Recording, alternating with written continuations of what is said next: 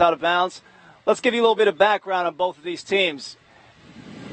You got Paramus High. They finished 10-9-2 last year. That record got them a 12th seed in the North 1 seed and in the North 1 Group 3 tournament last year, where they fell in the first round to the 5th-seeded Old Japan 1-0 as the ball goes out of bounds once again. Meanwhile, Montville's 12-8-4 record last year tied for most wins in school history and got them an 8th seed in the tournament, where they actually won their opening round game over Pascack Valley 2-0 before falling in the second round 4-1 to top North 1 Group 3 seed Wayne Hills.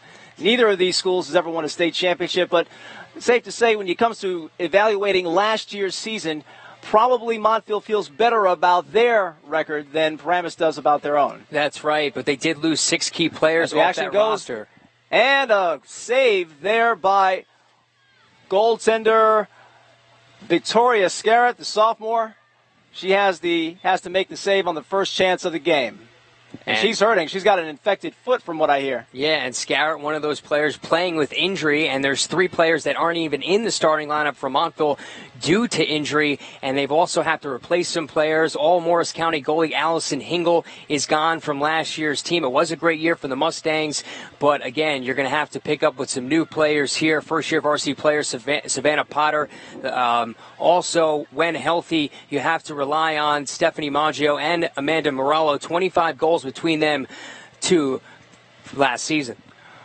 And certainly you've got a team right now, as you mentioned, missing 3 starters. You've got 3 very young players replacing some of those upperclassmen. Dana Bertoli, the coach in her 6th year, joked with me before the game that she was worried she wouldn't be able to field a starting 11. Looks like she's accomplished that.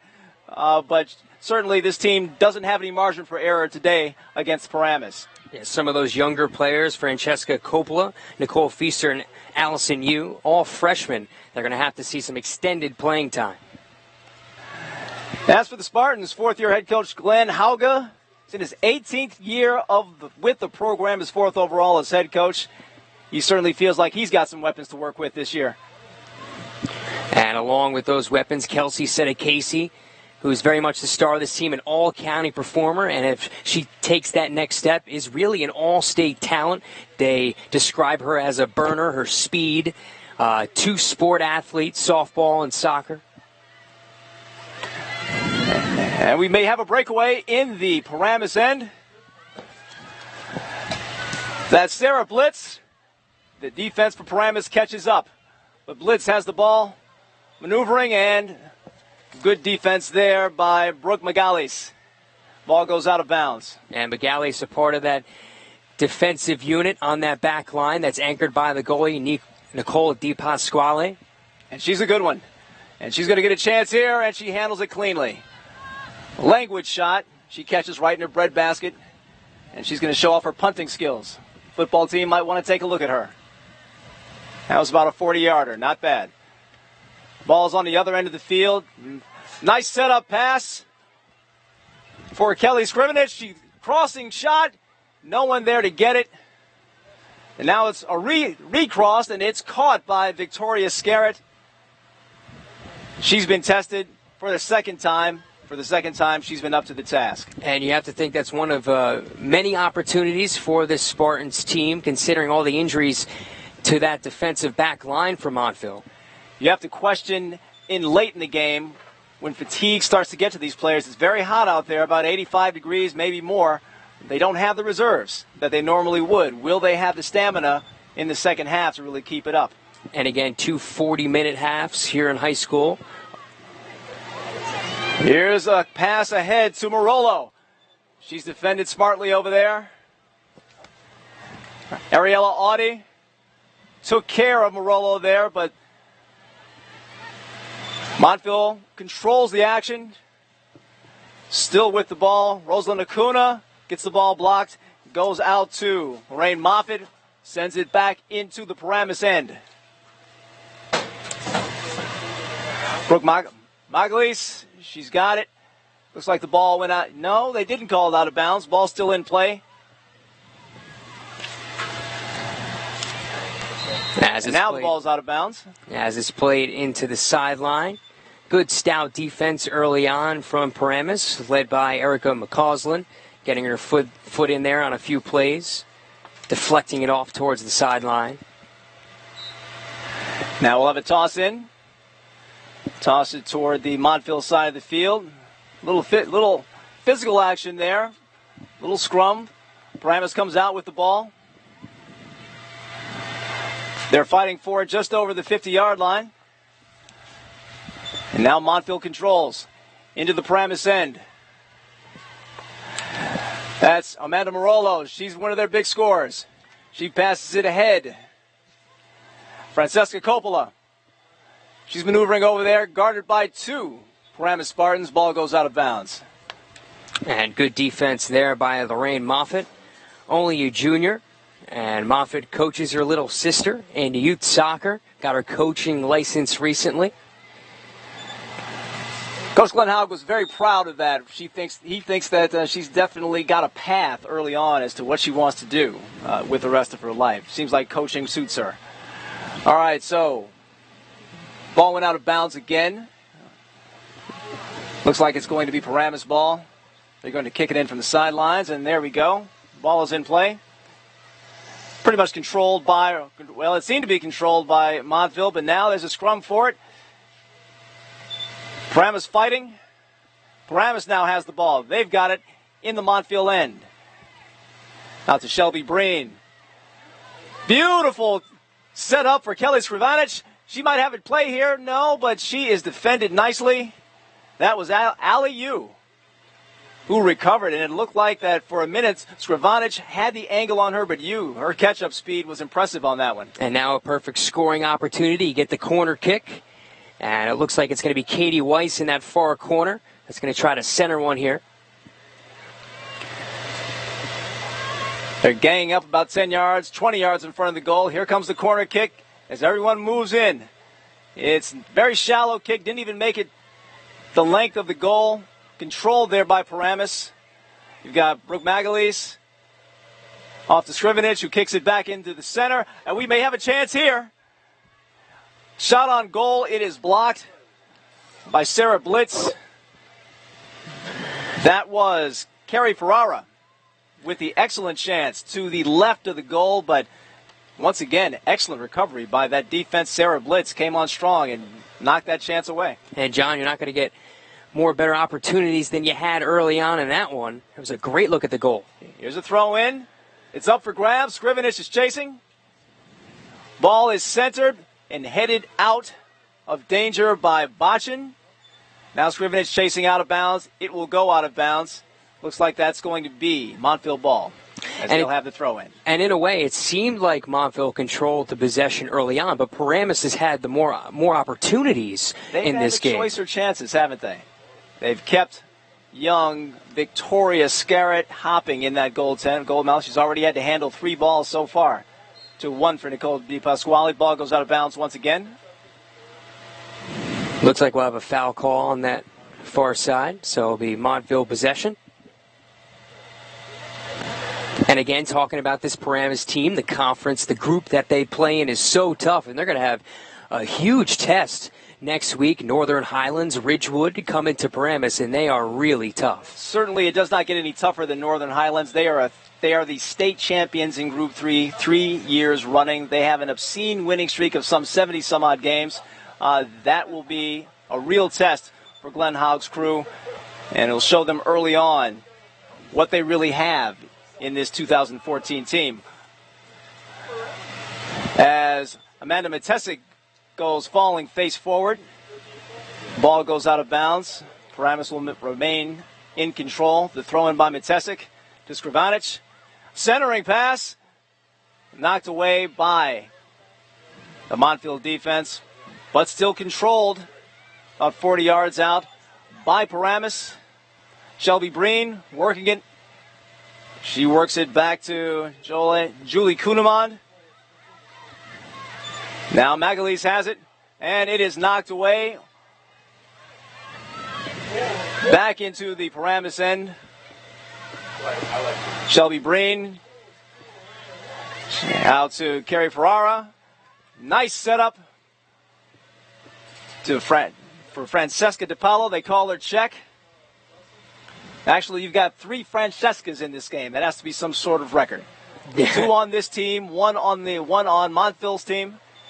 Seems to be a popular name here in Paramus. But 2 of them have nicknames. 2 of them don't like to just pronounce their entire name, Francesca. Too many syllables? One way of differentiating between the rest of the team, standing out, create your own nickname. I don't know. I'm John Smith. I always liked John Smith. I'm just saying. All right, so we have a toss in from deep in the Montville end. Montville tossing in. The toss by Montville is controlled momentarily by Paramus, and now Scrivenich is fighting for it, but it looks like Stephanie Maggio, their big scorer, comes up with it, but she loses the ball. Paramus moving in on goal, knocked away smartly by Francesca Coppola. They call her Frankie, by the way. Ball's out of bounds.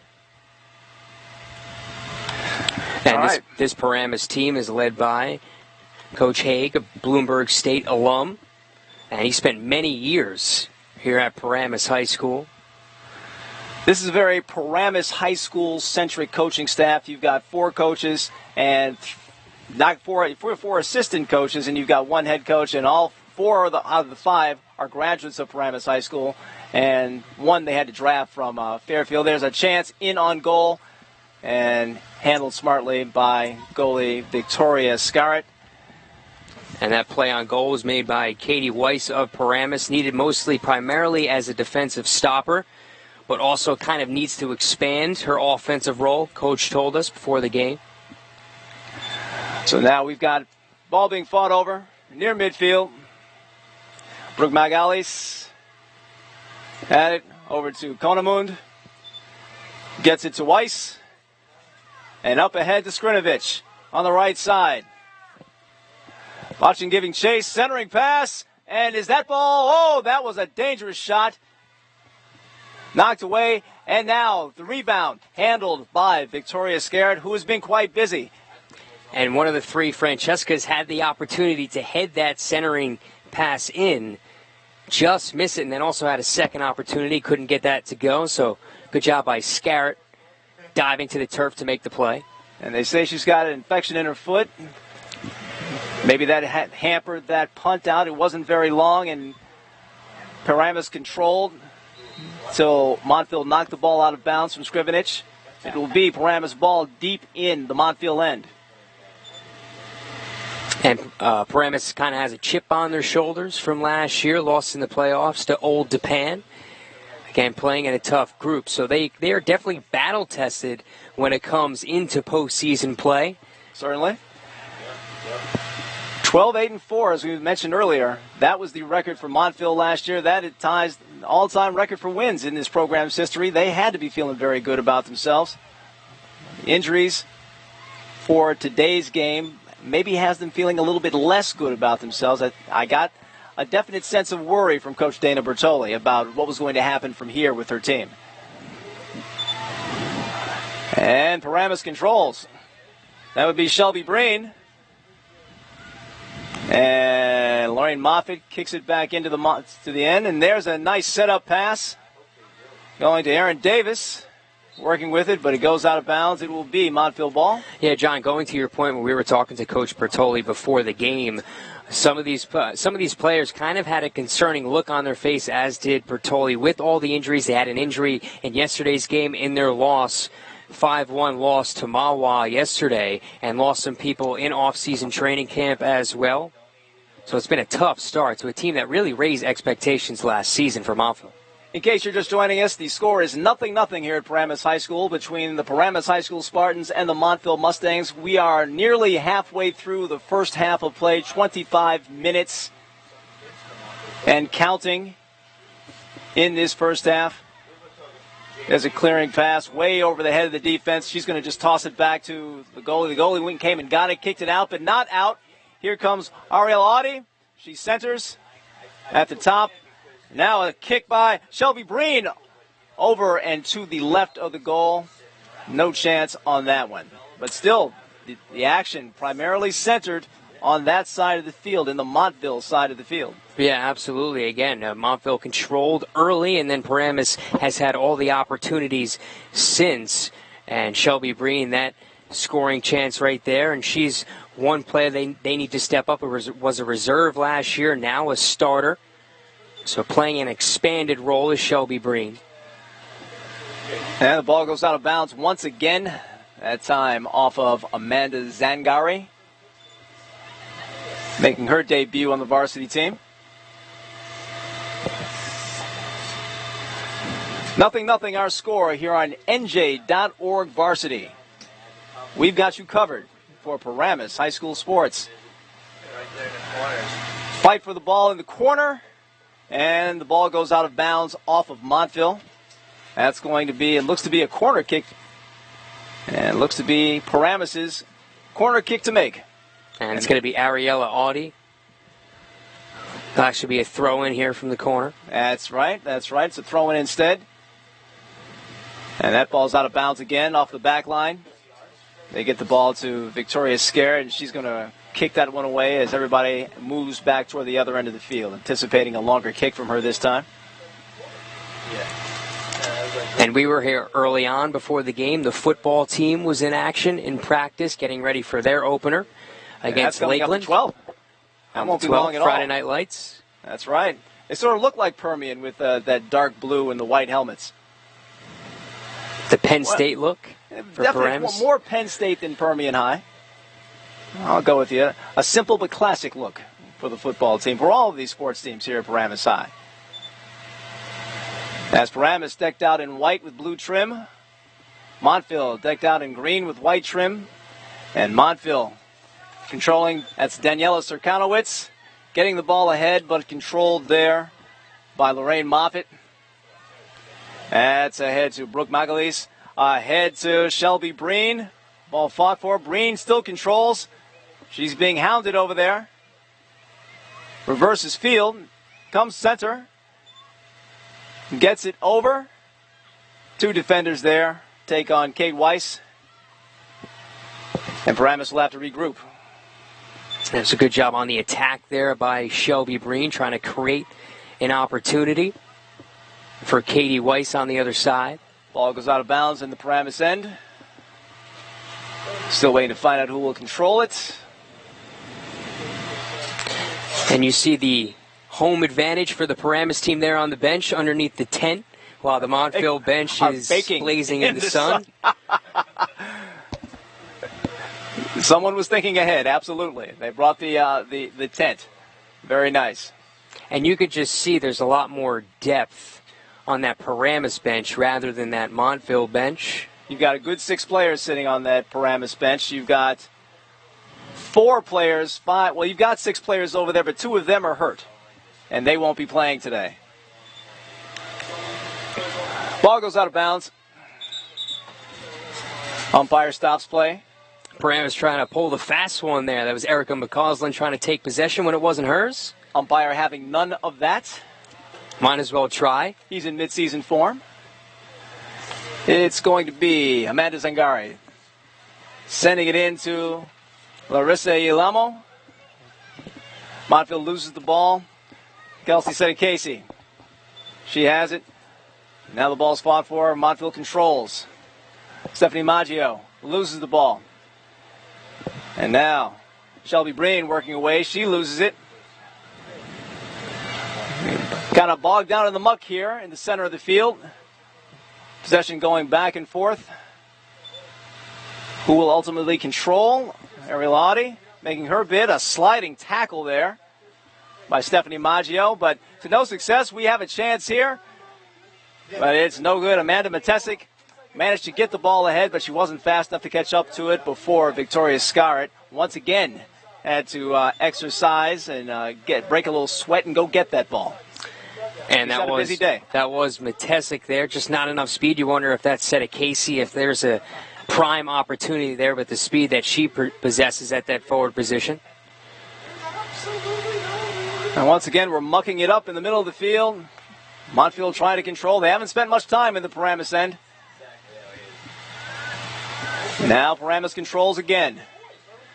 That's Katie Weiss sending it deep into the Montville end. Defense. Johnny on the spot. They've got the ball, but they send it out of bounds. Looks like it will be Paramus ball. We have some substitutions coming in. Looks like we've got a foursome of substitutions coming in. And considering the heat and the temperature, you want to make sure that you give ample time to everybody on the team and the rest that they need. As you mentioned, an advantage that Paramus will have today with their much deeper, much healthier bench.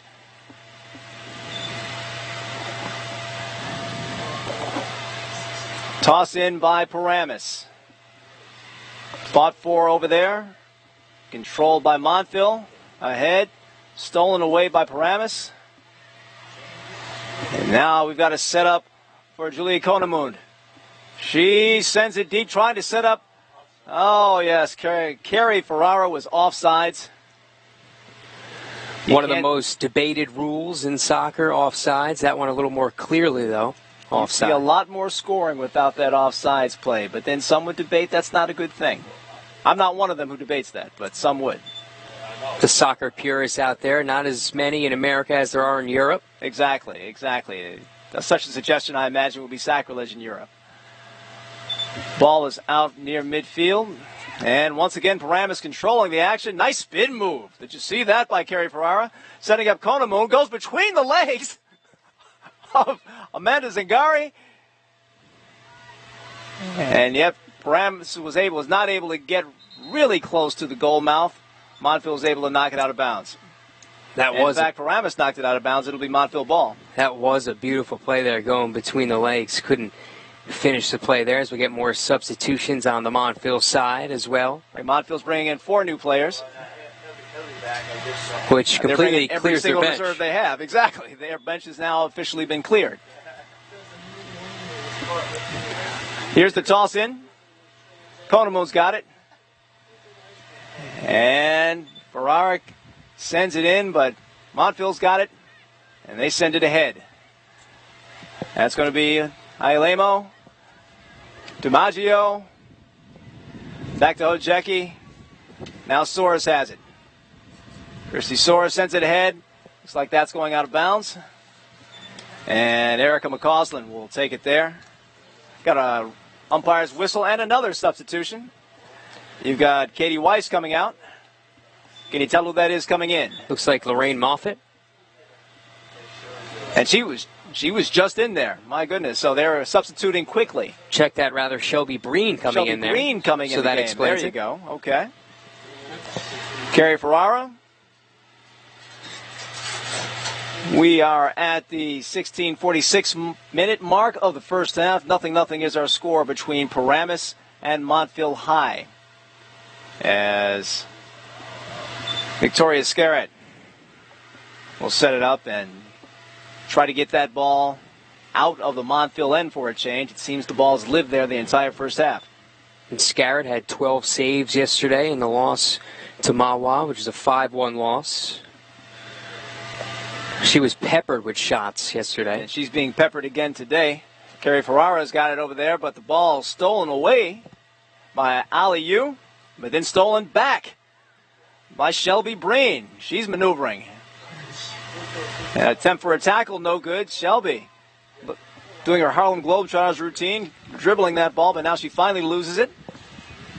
And Stephanie Maggio ahead to Lori Aielmo. An attempt to pass it up to Amanda Marolo. Montville making a little rush here. Marolo chasing. Jen Packman into the ball game. And she manages to defend that play and get it out of bounds. Jen Packman usually plays backup defense. And when she comes in, she usually takes the middle spot of Julia Konemund. First sub off the bench for Paramus, and also one of the better finishers in the fitness test. She is wearing a brace on that right leg, lumbering brace. Ball is put in play and controlled by Paramus. Paramus sends it ahead, but Montville gets it back. Montville playing with a little more spirit right now than they have all game long. Now Paramus gets it ahead. Shelby Breen to Shannon O'Brien, one of the substitutes. And she sends it ahead. She has Skravinovich. Here's a try, and it goes to the right and behind the net.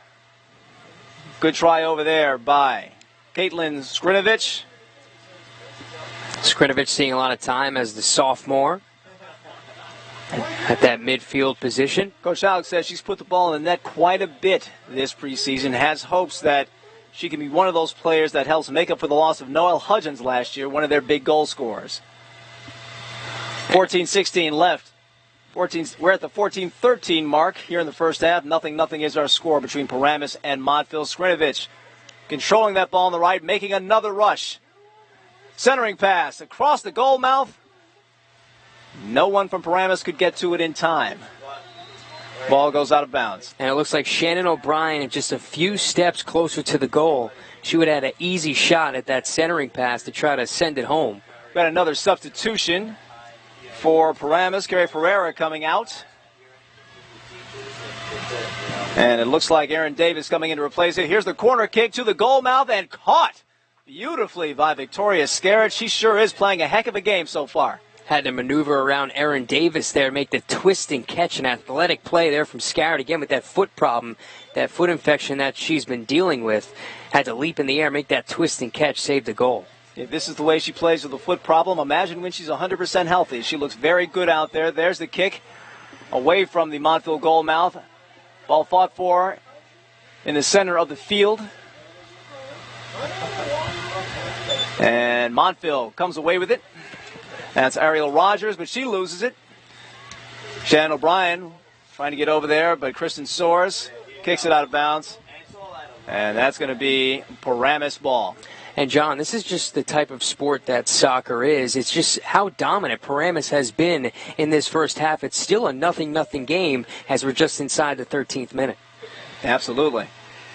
Okay, here's a chance going down the left sideline for Shannon O'Brien, but Montville gets it out of bounds. Erin Davis is going to throw that ball in.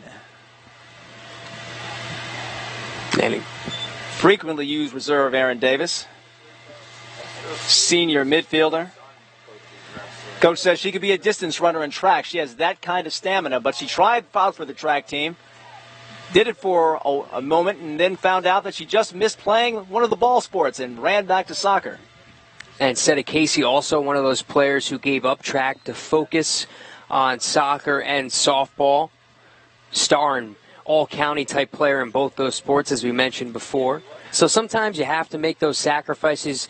If you know that one sport is maybe something that you can take to the next level in college, you have to sacrifice maybe a winter sport, and that's what Seta Casey did.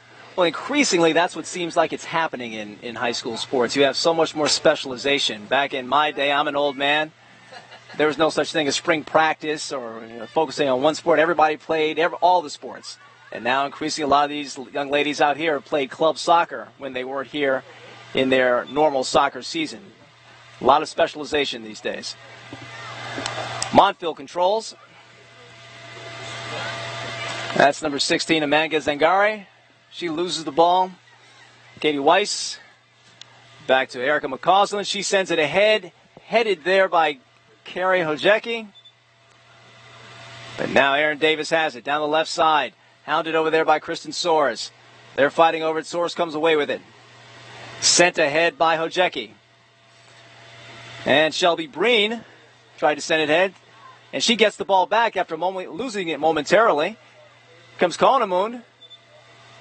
And she gets it over to Weiss. Taken back away, but Weiss gets it back and sends it to the Gazelle. Down the right side, Caitlin Skrinovich.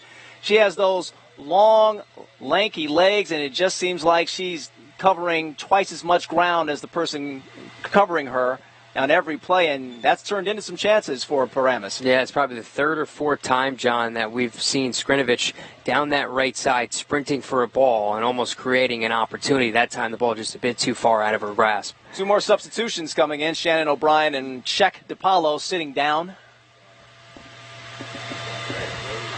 Again, Coach Glenn Haug keeping his troops fresh on this very hot day here in Paramus, New Jersey. We're at the 9:57 mark, first half. 0-0 is our score. Paramus High versus Montville High out of Morris County in a Group 3 matchup. Second game of the year for Montville.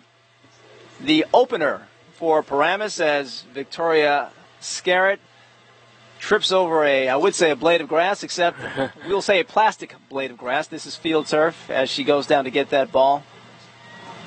Which is rare. She controlled it. It's rare to see a football field now in the New Jersey area that doesn't have field turf. Very rare to see the grass fields nowadays. And we were talking before the game. We're both old enough to remember when it was AstroTurf. Right. And we both played on AstroTurf, and it was no fun. No.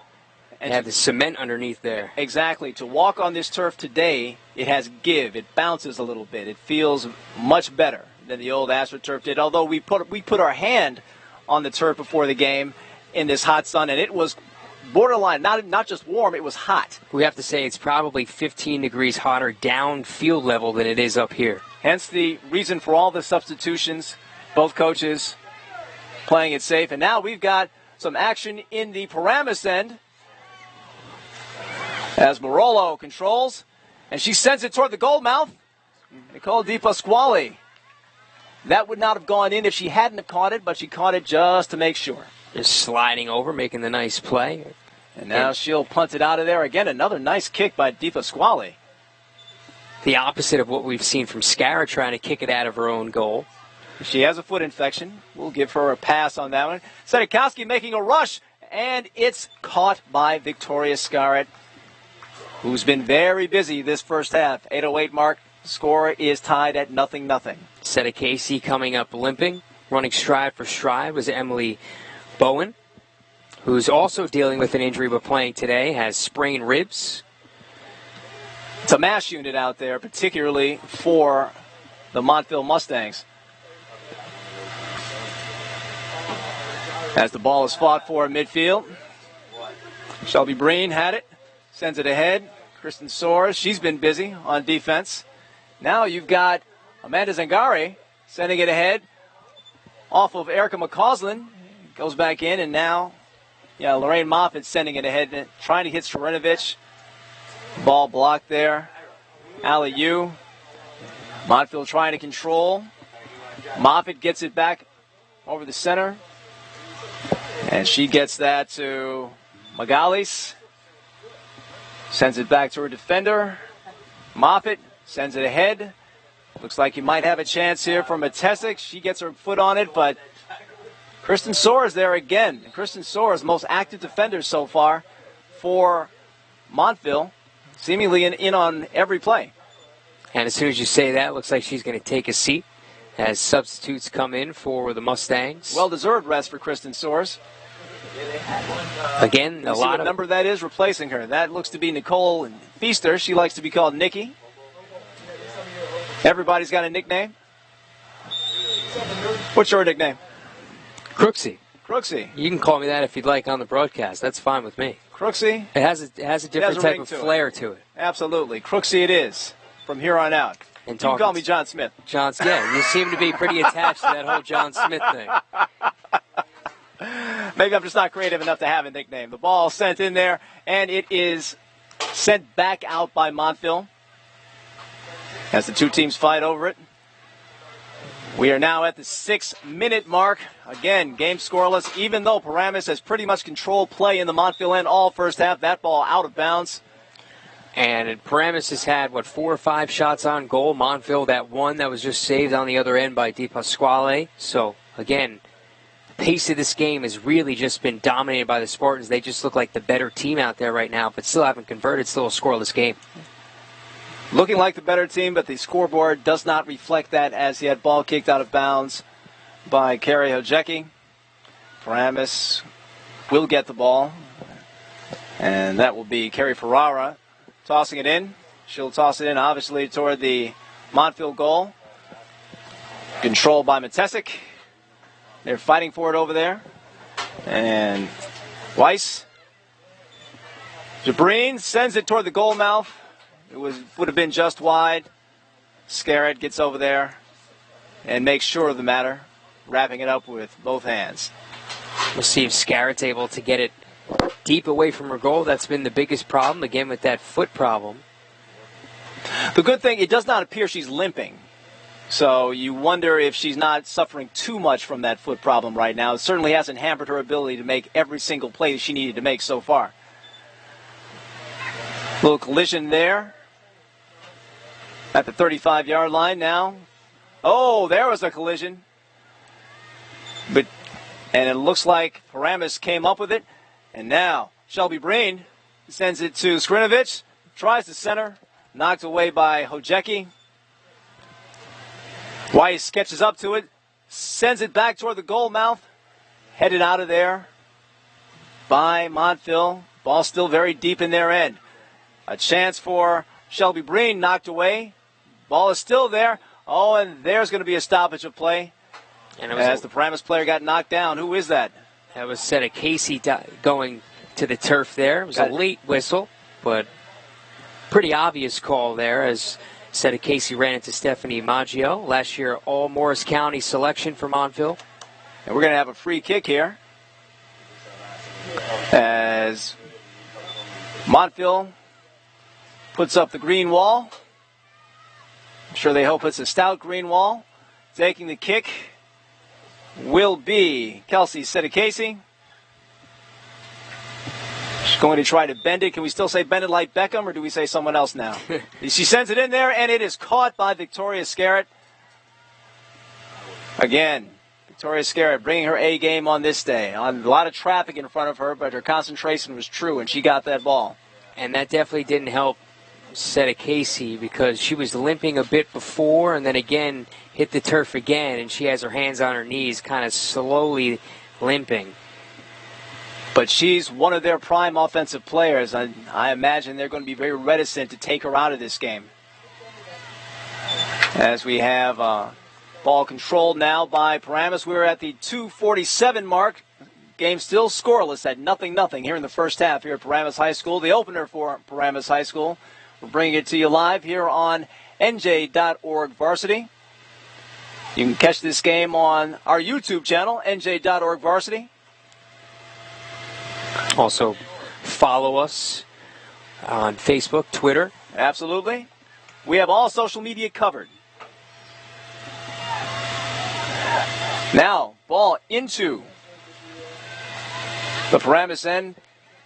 The wall that is the Paramus defense right there, but ball gets kicked back momentarily. Lorraine Moffitt's there, kicks it straight up in the air. Let's see what we have here. Billy Konemoon heads it ahead to Skrinovich. And there's Weiss sending it back up ahead to Seta Casey. She falls down, but Skrinovich, boy, she made up a lot of ground, gets to that ball. Ball's knocked out of bounds by Hojecki of Montville. It will be controlled by Paramus.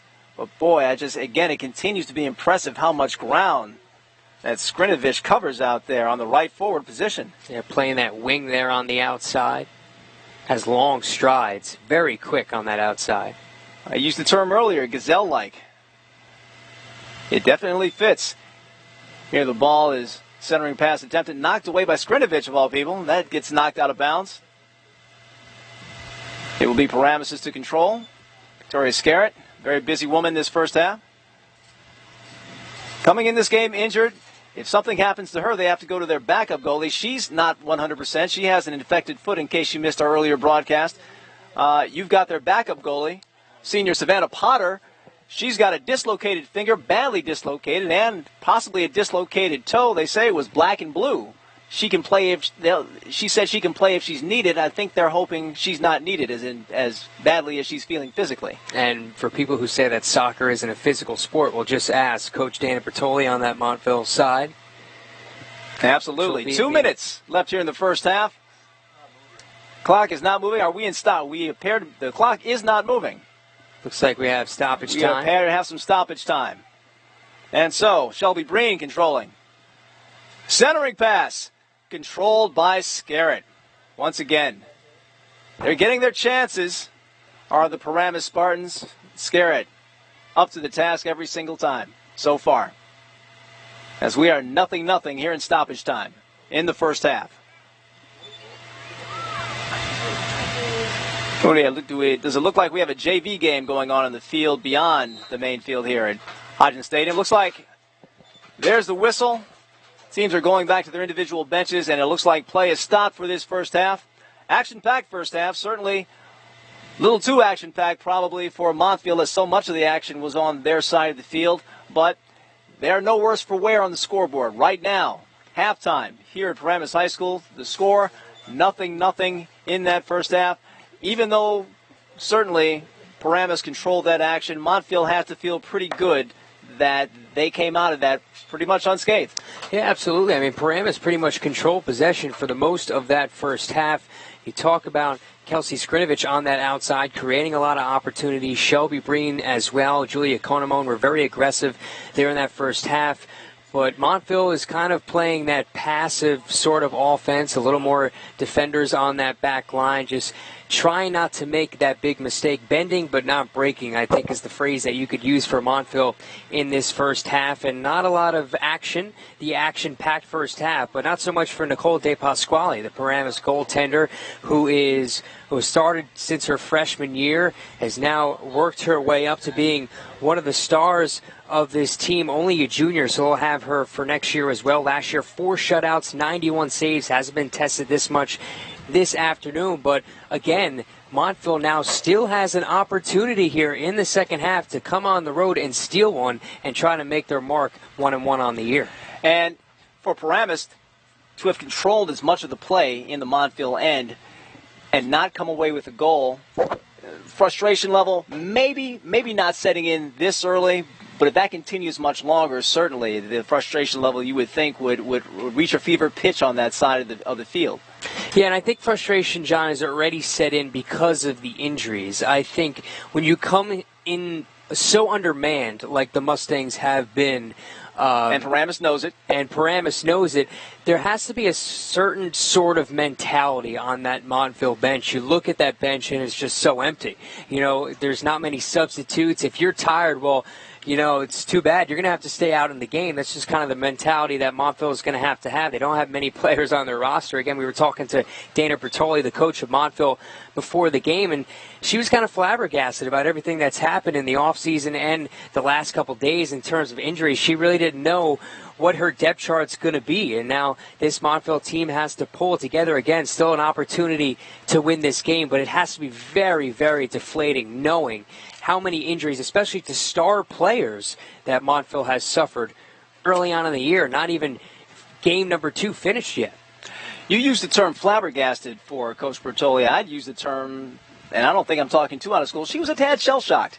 I mean, to lose a player last night yesterday to a concussion. She had Katie Altamare go to the emergency room. She's one of the players that Coach Dana Bertoli's counting on this year. And she's not available. You know, she got a concussion. We're not sure what's going to happen with her going forward. You've got a couple of other players. You've got Hallie Fiedler. She's got a concussion, won't be playing today. They're counting on her at the midfield spot. She will be back on Monday. But one of their big stars, Gabby Babula, tore an ACL in the first scrimmage of the season. I mean, you want to come out of preseason knowing your team a little bit better, and you pray you'll come out healthy, and that dream was dashed early on for Montville, and not only dashed, it was dashed by one of the players, one of the key players that they were really counting on. Gabby Babula last year, 5 goals, 5 assists. They described her as having absolutely blistering speed and great foot skills. She was a player truly they were counting on, and she's not going to be here the rest of the year. Absolutely, and they lost a lot of key players to graduation as well. But this team had one of their better years last year. We outlined it before, 12-8-4, made it to the playoffs, did lose did win in that first round of Pascack Valley, lost in the second round to a powerhouse Wayne Hills in Passaic County. So Montville's going to have a tough schedule coming down the line. They have to play teams like Randolph, Kinnelon, Pequannock, Parsippany. These are teams who are all 10 to 12 games over 500 to finish the season last year. So if you're able to come on the road and win a game that you're not supposed to win because you don't have the full depth chart and you don't have all of your stars out on the field, this could be a game for them to steal and have a positive reaction moving forward into their tough group schedule. And in case you're listening out there, and if you're not familiar with how the playoff system works here in New Jersey, you have to win according to NJ.ORG rules. You have to win. If you win 13 games, you get an automatic bid to the postseason. You can still get in with more of an at-large type of bid if you win less than 13 games. You can even get in as someone who has an under 500 record if you are chosen at large. But 13 wins, and you're definitely in. You look at Paramus' schedule, those 13 wins, they're going to earn those 13 wins if they get them, because they've got an extremely difficult road to, particularly here early in the season. You look at, after they play Montville, next Thursday, this Paramus team takes on Northern Highlands High School. Why don't we just put the Paramus football team up against the New England Patriots? Yes. I mean, this is a dynasty in Bergen County. This team is they have won the state championship in Group 3 straight years. They've got a winning streak of over 70 games. They're going to find out what they're made of very soon. And then they take on a very tough Ridgewood team on Saturday. Indian Hills, Ramapo coming up in 2 of the next 3 games after that. So they're going to find out very quickly what they've got on the Paramus sideline. And that's why this game is so important, John, because you have an injury battled Montville team coming in here. You have to win this game because you know what's around the corner.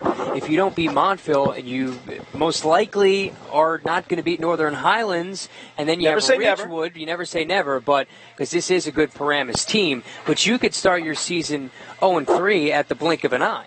So that's why this game grows in importance now, because once you're 0-3, you step back and you look and you say, wow, it turns into must-win games early on in the season, which is something that you don't want. They are not getting a chance to really ease into this season in any way. They've got to bring their A game immediately. Seemed to do that a bit in the first half. Again, I mean, they were very active in that Montville side of the field. It's just they could not bring it home. In fact, a lot of those centering passes that Paramus made, they didn't find a Paramus foot.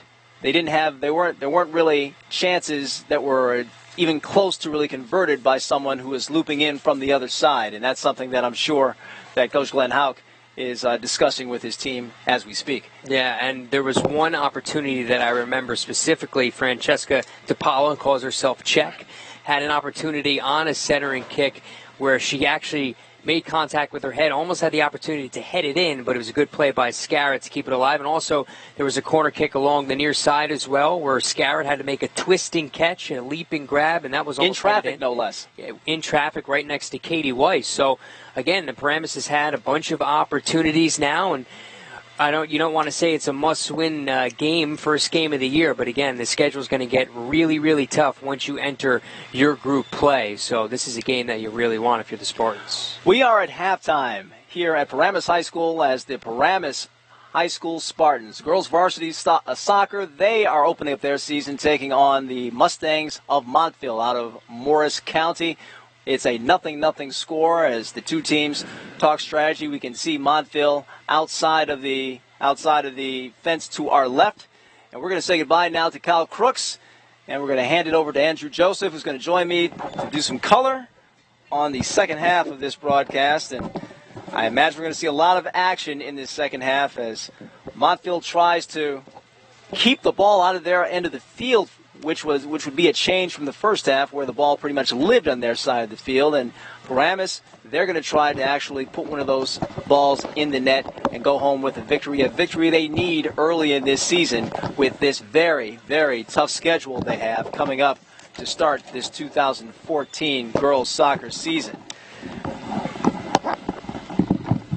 The Paramus team, they haven't moved from their side of the field. Their halftime, they're holding it right on their bench. They have a blue canopy put up, and they are underneath it. They all came out in camouflage warm-up gear today. I told Coach when I saw him when he came onto the field, I said, I can see you're ready for battle, and he definitely agreed with me. They came out ready for battle, ready for action in their camouflage military-style warm-up gear. Again, Montville clad in green and white, and they are still on the outside of the fence behind the east goal, and they are still talking strategy over there, getting themselves together there, and very smartly, they found a nice shady tree to sit under as they try to cool off from what is a very warm day out here at Paramus High School. All right, now we're joined by Andrew Joseph. Andrew, welcome to the broadcast. Thank you, John. It's been a really good first half so far. I mean, I was really impressed by both teams' play, but clearly as you and Crooksy I like that nickname, by the way. We're talking about Paramus played really well. They were controlling the play, and the question is, can they score? Can they put the ball in the back of the net? Because if they don't, it doesn't matter how much you outplay the opponent. It's going to be a tie. They have to score. Well, before we move on, we have to get a nickname for you. What's your nickname? I don't have a nickname like you. Do you want one? I don't have one either. I'm John Smith. I don't know if I can come up with a nickname. Andrew Joseph nickname? You remind me, when I remembered your name the first time I met you, I remembered it by thinking of the character from Trading Places. Lionel Joseph! Hey, man, good to meet you. I've never seen it. You've never seen Trading Never Places, seen you it. poor deprived child. Oh, ladies and gentlemen, we have a man here who has never seen the movie Trading Places. I have to take a moment and compose myself. Poor fella.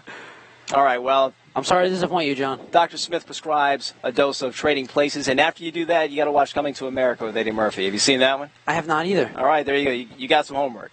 I've got homework. I'm going to go home and watch Trading Places and Coming to America with Eddie Murphy. Absolutely. I'm not a big Eddie Murphy fan, though. Oh, you will be after you see these two movies, let me tell you. Don't go by his later work. I mean, he made some interesting choices later on in his career, but certainly early in his career, boy, that was Eddie Murphy at his best. Hey, John, there's something I wanted to talk to you about you and Crooksy were discussing during the first half broadcast.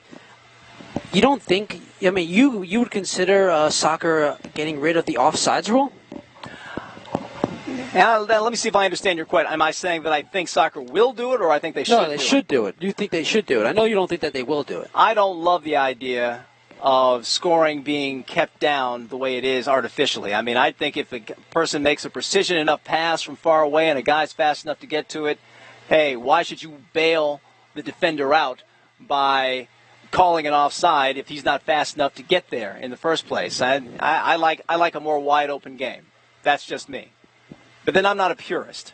Yeah, John, I think that theory makes sense on this level. I think that actually I would actually agree with that. But on a professional level, where the players are going to make that, like in the Olympics or professional soccer, they're going to make that pass 80% of the time, and it's going to hurt the integrity of the game. But on this level, I can understand that argument definitely.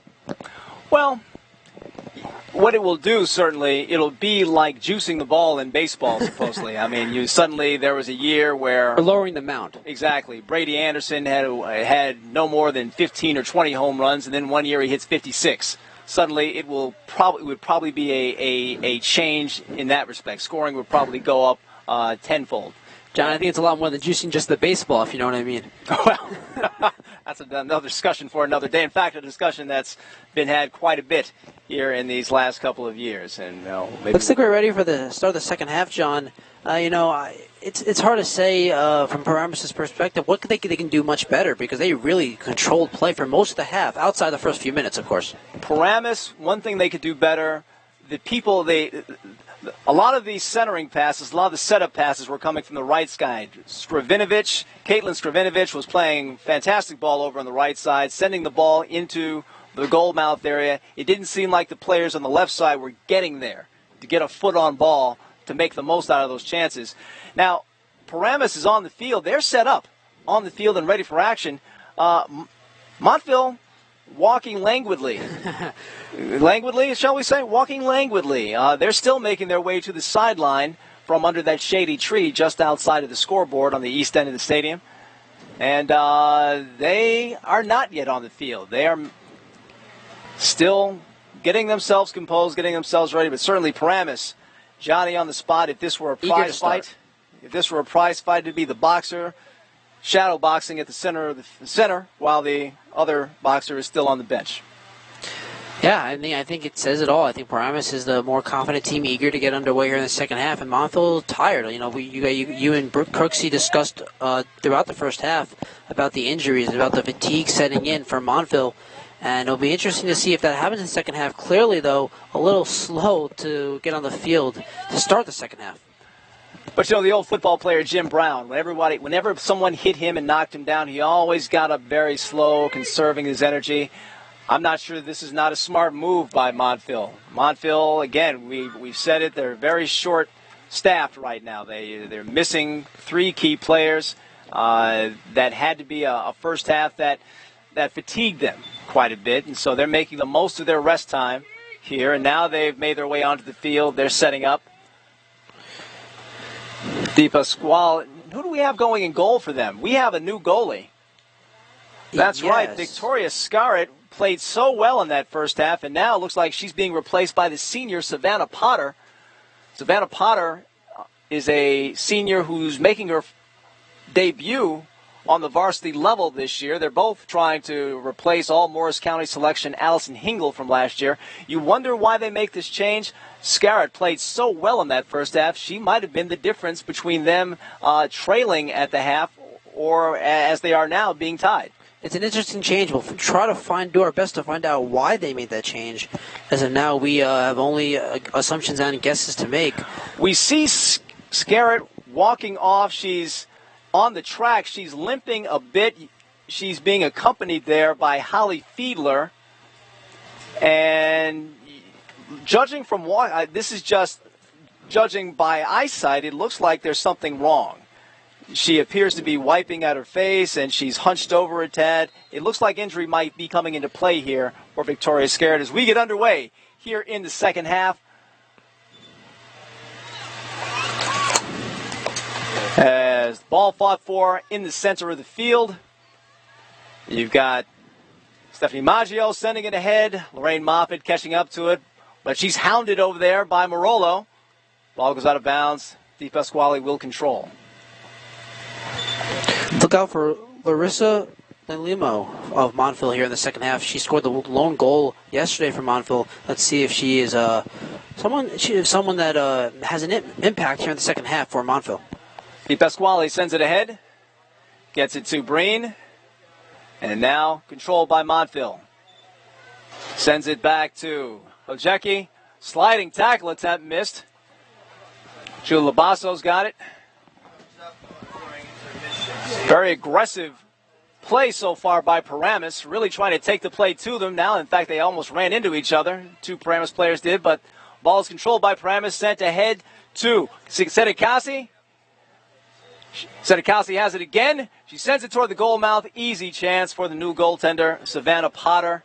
Again, Savannah Potter, the senior, got a heavy knee brace on that left knee. She's got a dislocated finger. She's got a dislocated toe, and you can see she also has a knee brace on. She is not fully healthy. Coach Dana Bertoli told me before the game that Savannah Potter was the toughest player on her team and that she would play if needed, and apparently she's needed.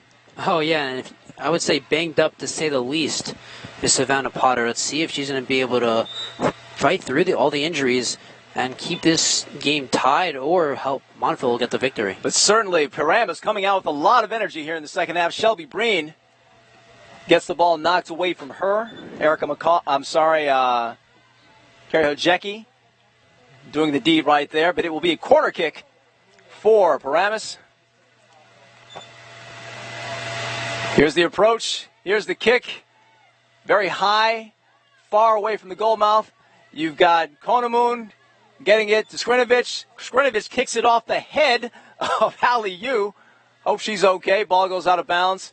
Now it's controlled by Montville, but ball goes out of bounds again. Looks like it's going to be Montville ball. But it looks good, John, for Paramus once again. Right where they left off in the first half, they're keeping the ball on the attack, all the pressure and all the momentum on Paramus' side. If anything, Paramus looks like they're playing with even more fervor in the second half, but there was a potential chance for Montville, but Lorraine Moffitt was there, knock it away, but now Montville comes back. Marolo has it. It's knocked away. Marolo fights for it. That was Moffitt again with Weiss. Back-to-back breakups. That's right. Weiss has it. Breen controlling, sends it back, but it's controlled by Montville. Montville taking the action to them. That pass stolen away by Magalis. Now Weiss has it.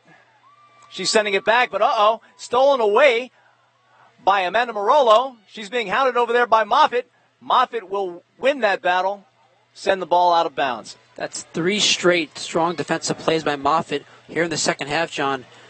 Really, really making big plays in the defensive zone and trying to turn the attack onto Paramus' side. But Marolo, she certainly has come out on fire Burst so of far. Speed there. Exactly. She scored 15 goals last year and 8 assists. She's one of the people that Montville is counting on to put that ball in the back of the net. And she's coming out here with renewed vigor. Chance for Montville here on the corner kick. Corner kick for Montville. It's sent in there. It's headed away. Stephanie Maggio got her head on it, but she headed it the wrong way. It's going out of bounds, closer to midfield. Looks like she had help heading it out there, though. Looks like a Paramus player touched it last. So Emily Bowen will send it in. Sends it toward the Paramus end. Controlled there by Paramus. Got Megales, and she sends it out of bounds. The referee has yet to make a signal. And it looks like it was Montville who sent it out of bounds. You've got Megales throwing it in. Weiss to Megales. She sends it ahead. Shelby Breen gets taken away, and now they're fighting for it. And there comes Ielmo sending it to the goal mouth. Nicole Di Pasquale. Easy chance for her. She's right there. Yet, but still, good action. Good fever pitch being put on by Montville to try to turn the momentum around. Okay, we've got Brooke Megales with 34-46 mark here in the second half. 0-0 is our score as Stephanie Magno breaks in, but she sends the ball wide left. A strong defensive play there by Megales as she comes back on. I don't know if I don't know if it's technically called that, but I would call it a back check there. A little hockey term, John. You know, Andrew, I'm starting to wonder if the field is tilted to the left-hand side. It seems whatever team is guarding that left-hand side is finding the other offensive team in their zone quite a bit so far in this half. Yeah, it's so funny. far in this game. It's funny you say that because in the first half, I was a little pressure by Montville on the right side to start off, and then it was all on the left side for Paramus, and vice versa in the second half. Ball sent in there, controlled easily by Savannah Potter. And she's going to kick that ball. Got good leg into it. Sending out of bounds, though. Paramus will control. Erica McCausland. Erica McCausland will throw it in. She's one of the four captains on this team. Sedekasi, Weiss, and Nicole Di Pasquale, the goalie, the other three captains of this Paramus high school team. Just over 33 minutes left here in the second half. Still scoreless. And ball sent back out of bounds. Sarah Blitz. Coolest name on the field, would you say? Sarah Blitz? Coolest name on the field. Probably, I think speaking of cool names, I'll get to one when we have a little time. Not related to the soccer game, but I'll like to hear your opinion on it. Oh, that's a heck of a tease. I can't wait to hear it. Ball's out of bounds. Why don't you lay it on me? So in the NFL, you know, the rookie named HaHa. HaHa Clinton Dix. Yeah, exactly. HaHa Clinton Dix. That's right. University of Alabama, also the place where Allison Hingle, last year's outstanding goalie for Montville, that's where she's attending school. Not playing soccer, though. SEC's a high level of play. You know, that reference you just made, that connection, it sounds a lot like Doc Emmerich. Doc Emmerich. That's a good guy to be compared to, John. If I can be in his airspace, his orbit, then I'm having a good day. You've paid me a compliment. Thank you very much. Oh, you're welcome. All right. Oh, and a nasty situation there. Frankie Coppola going for the ball, kicked one of the Paramus players in the midsection.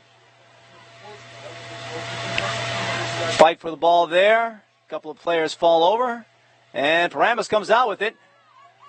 A little 2-on-3 action. Sending it ahead to Skrinovich. Skrinovich with those loping strides, and she made her way to that ball. Boy, she is fast. She sends the ball back to the center. Weiss has it there, sending it back to the center. Weiss trying to get it into the goal mouth, not quite. Three defenders over there for Montville, and they managed to get that ball out of bounds. Weiss had a teammate in front of the net, tried to center it, but she was double-teamed, just couldn't get it over. A golden opportunity there for Paramus. And here's a ball centered, and Savannah Potter. That was her toughest chance of the day. She had to make a catch in traffic, and she was up to the task. Her injury's not affecting her there. I believe that is her second save now. I think that was her toughest. Oh, I would say without a question, John. Especially she caught that ball with a dislocated pinky. Not an easy thing to do. Now Skrinovich has it. She's made her way around. Ball knocked out of bounds by Emily Bowen. John, when we're talking about Potter, let's talk about what part of her body is healthy instead of just talking about her injuries. It seems like more is hurt than healthy. And her mind is healthy, and she's able to follow the action the way an experienced goalie should, and she's been up to the task so far. I guess that's the most important thing, John. It's definitely up there. Definitely up there. Her experience coming into play. I mean, she's got 3 years on JV. And some would say, well, yeah, that's been at JV. But that's 3 years of playing. That's 3 years of going through the wars. Yeah, it's probably, and you can make the argument that if she was going to sit in varsity, that it's better to play and JV, get that experience. Exactly. Okay, now, you got Aliu sending it ahead. Lorraine Moffitt sends it back. Skrinovich trying to play it. Doesn't get to her. Weiss gets it. And that's ahead to Matezik. Matezik making her way over there. Savannah Potter, though, gets to it first. Good defense over there. I think that was Soares. Weiss has it now. Sending it back over there from Matezik. She's chasing. But Soares right there again. And that's not Soares, actually. That's Nikki Feaster. A freshman, Nikki Feaster, playing excellent defense there. The freshman not intimidated at all. This has been a much tighter second half than the first half was, John. More back and forth play. Paramus seems to be have the moment have gained the momentum back now as they are on the attack for the most part. But I think Montville's playing better. That's what I'm saying. I completely agree. I think Montville has some renewed spirit and maybe some renewed energy here in the second half. I think they see how close they are. I mean, one goal. Doesn't matter how many shots on goal the other team has had. I mean, you have one goal, and suddenly you've got Paramus talking to themselves about what might have been if they could have they controlled the action, but perhaps they don't win this game. So they know how close they are. Both of these teams do. We are at the 29-10 mark here in the second half. 0-0 is our score between Paramus and Montville. Season opener for Paramus. Montville playing their second game. They lost their first one yesterday. And that ball's going out of bounds. It will be Paramus ball. Aliu in those fancy, fiery orange and yellow shoes. You gotta like the shoes. That's right. It used to be you could have shoes in any color in soccer as long as they're black. Now you've got every color in the rainbow represented out there. Plus more. Exactly. Some colors don't exist in the rainbow. They don't exist in nature, and it's okay. It's looking good, although I'm not sure they go with those green uniforms, though. All right, there's the throw-in. Ball fought for. Defense for Montville in control, sending it ahead. You got Marolo. She was trying to get to it. McCausland got the ball, sent it into the end of Montville. Montville manages to take it away. Out of bounds, Erica McCausland. She has a quick throw in. Gets it in there. Kimajeki tried to make a play, instead threw it out. Now here the ball is thrown back in. Paramus trying to get control. It's a scrum there. Who's going to get it? Paramus trying to come out with it. Sends it to the goal mouth. There's a chance, and they score! Paramus goes up 1-0 on the goal by Amanda Matezik. First goal of the year for Paramus. And that looked like trouble for Savannah Potter. There just was a scrum out there, and once it looked like Matezik came out of the scrum with that ball, and the goalie, Potter, was just completely out of position. You know what they say, John, when you keep putting pressure on, eventually you will break through. Paramus breaks through there. It looked like Savannah Potter was diving to block the initial shot, which was blocked by her teammate, and it just an unfortunate bounce for Montville, and Paramus takes advantage, and they lead 1-0. And now it's time to play defense and keep away for 27.5 minutes. Coach Glenn Houck said Amanda Matezik scored the best goal of the preseason, and lo and behold, she scores the first goal of the regular season here for the Paramus High Spartans. And by the way, her nickname on this team is Brickhouse. That tells you all you need to know about Amanda Matezik. She's not to be trifled with. Not at all, John. Now, the question is, from Paramus' perspective, do you play defense, keep everybody back, not be as aggressive as they have been throughout the game? Or do you still try to be as aggressive or even more aggressive and go on the attack? Because the best defense, is your offense. I think right now Montville has nothing to lose. They're down 1-0. The play has been carried in their end for most of this game. Certainly, they've got nothing to lose now by maybe taking a few extra risks.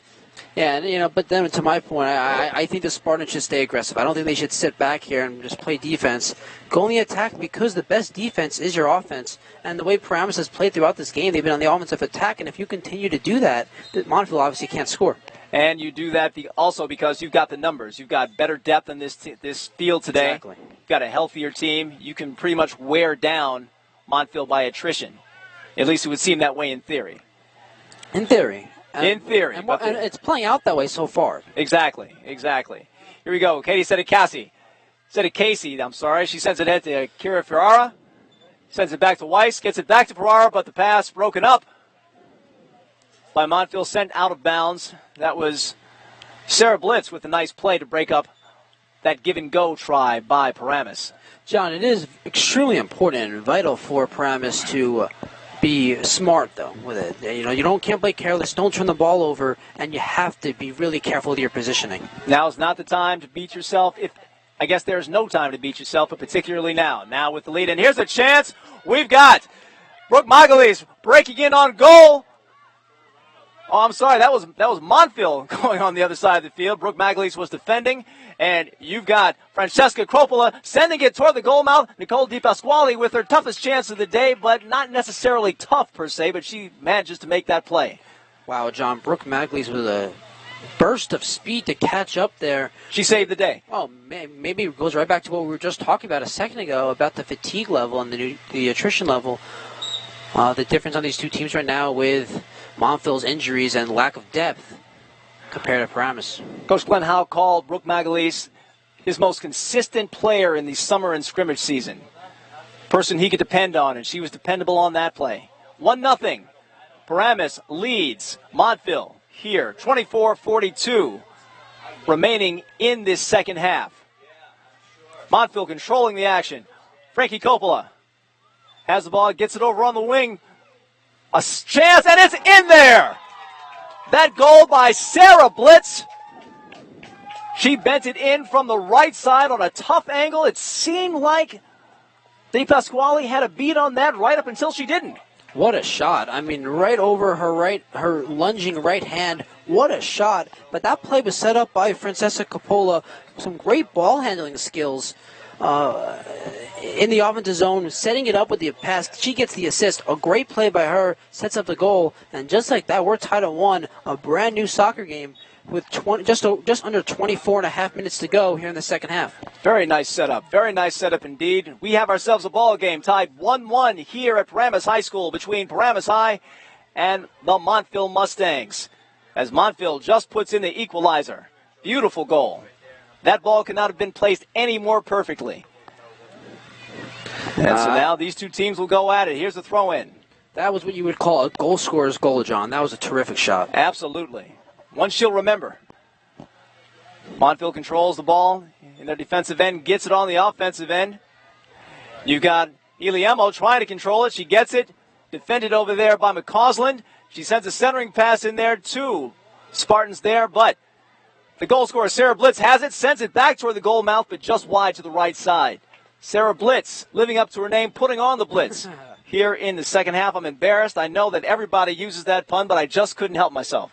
I would say every broadcast with Sarah Blitz playing in the game, you would hear that at least once. But you can't avoid it. It's so enticing, like a piece of chocolate. You know you're on a diet. It's sitting there saying, you know you want to eat me, and you just can't help yourself, so you do. John, I think I'm going to shock you with this. Please, shock me. I don't really like chocolate that much. I'm shocked. I'm speechless. So what's your vice? Chips. You're a chip man. Yeah, I love chips. So many different types of flavors of chips. I feel like it's just so much more versatile than chocolate. We are having a culinary discussion of epic proportions here on NJ.ORG Varsity in this 1-1 ball game. Now, Montville controlling the play again. Montville putting on the pressure. Paramus with a defensive play, but Montville gets it back. And now, it's Amanda Zangari fighting for it. She gets it to Christian Soares, who sends it out of bounds. But still, that was a feverish run once again. Much more action this second half in that Paramus side of the field. Now we've got a stoppage in play. We have a substitution. We've got Julie Koneman coming out of the game, and it looks like we have, let's see, that looks like Shelby Breen coming into the game, and also Jen Packman, the senior defender. She's coming in. She tore her ACL against North Highlands last year. She's wearing a knee brace on her right side, and she's out there giving it a go.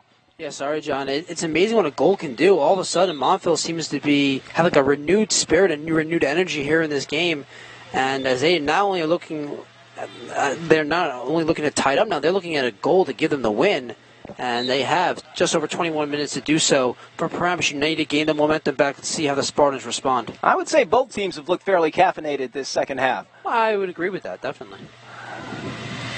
Maybe a little more so for Montville as Marolo gets the ball and sends it out of bounds. That's going to be Paramus ball. Erica McCausland will execute the throw in. Throws it away from her goal smartly. It's tapped out of bounds there by Shelby Breen. In her first year as a starter, Shelby Breen. She's a sophomore. Now, ball taken away there smartly by Caitlin Skrinovich, so she can play a little defense as well as excellent offense. She's been a force for Paramus so far today. Ball taken away by Frankie Coppola. Taken away again by Paramus and sent right out of bounds, right toward two of the injured players on that Montville bench. Coppola has been all over the field here in the second half. Had a nice assist for the goal. Has made several defensive plays here in the second half. A really good half for her so far. Ball still in the Paramus end of the field. Montville sends it in deep. Ball fought there. This is trouble for Paramus. They got lucky there. Montville, nice play. Nice play by Amanda Zangari to get the ball back in, but the ball taken away from her. That was by Brooke Magalis. Magalis. All right, here's a chance for Daniela Serkanowicz. She tries to center it, and it's off the upper torso of Lorraine Moffitt. Out of bounds. Now, control there, centered by Montville. Ball is still loose. Fallen upon by Di Pasquale. Good action there. Again for Montville in that Paramus side of the field.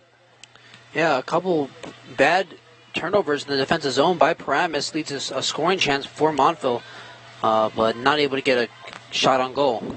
Now the ball is way over on the Montville side of the field. It was an excellent kick once again by Di Pasquale. I tell you, if anything happens to the punter for the football team, they might want to call Miss Di Pasquale. She's got quite a leg. All right, so Konemoon's back in the game, and she has the ball over there.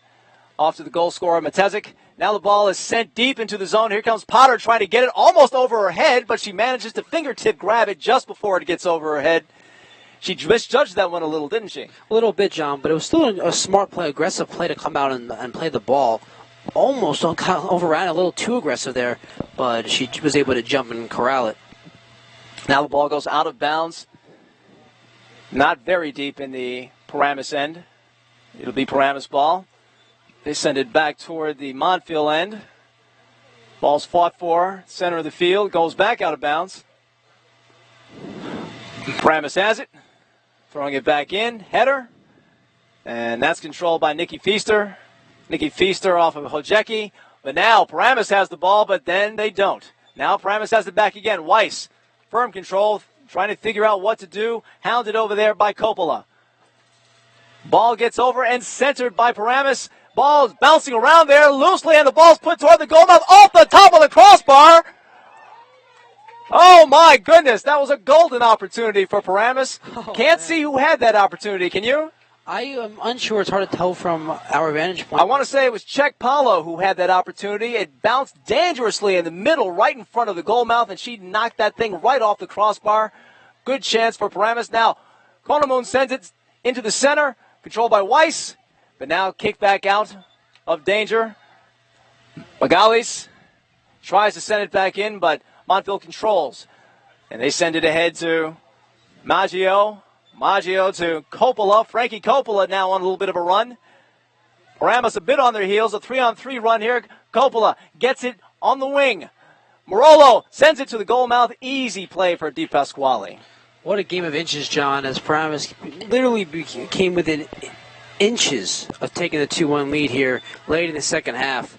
And for Paramus, they have to keep on attacking now. Let that momentum of that chance, that scoring opportunity favor them and turn the momentum to their favor here. Game tied at 1. 17-minute mark here in the second half. Once again, Montville on the rush. Once again, Di Pasquale coming out to put out the fire. If she's got it, she'll kick it away. Oh, once again, beautiful kick. A booming kick. Booming kick. A little hang time. Now, Matesic fighting for it out there. Controlled by Weiss. That's ahead to Czech DiPaolo. She sends it back out, and that finds the foot of Montville Stephanie Maggio, and she's going back the other way, gets it ahead to Coppola. Coppola loses it. And now it's Paramus making a rush. But it gets past DiPaolo and goes out of bounds. John, the last couple of times Paramus had the ball, Skrivinovich is calling for the ball, really wanting that lead pass and to go chase it down, utilize those long legs and her speed. But her teammates are unable to get her the ball. They were able to get her the ball frequently in the first half. She had many scoring chances. She set up many scoring chances in the first half, but she's not been so fortunate to see the ball in such good position here in the second half. And you have to credit Montville for that. They're defending her much better in the second half. They come out and put more of an emphasis on shutting her down. Weiss has it. Midfield.